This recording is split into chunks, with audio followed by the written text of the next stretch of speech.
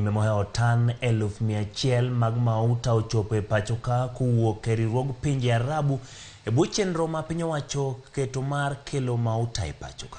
Jalup Jatend Kenya Rigathi Gachagua ema orwako mwanduno e pacho ka bang' gowo e dho wath ma Mombasa e kar gowo mar Kipevu. Gachagua kanyakla kod jatend migawo mar teko Davis Chirichiro yango ni okang' ma kamano dhi konyo e chiro teko mar omenda mar Kenya masani nigi nyaw kipimo gi nengo dola.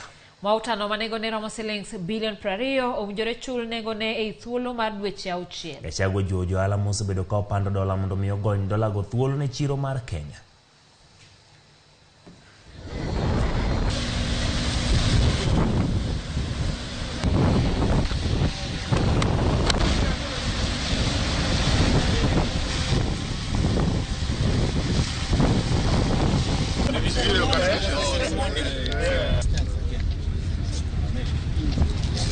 Na mpango huu hesabu vile zinavyokwenda ni kwa takriban utakuwa na bilioni kadhaa za dolari ambazo zitakaa hatakuwa hazihitajiki kwa mara moja kutumika.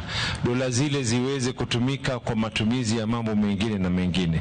We certainly will see the stabilizing of the shilling against the pressure where we had seen the dollar going up to the shilling to the dollar going up to 145 shillings.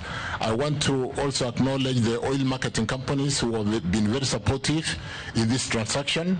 Whereas we do hear sometimes one or two complaints there, we do appreciate that today the oil marketing companies are not looking for dollars because the pressure has already eased.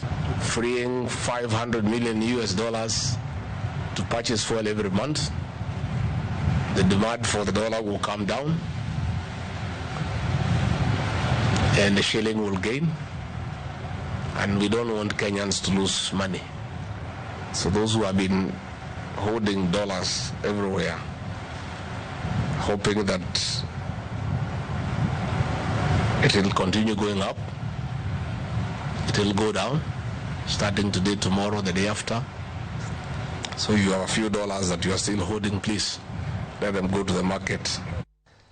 Kawadhi nyime ni Jatend migawo mar somo Ezekiel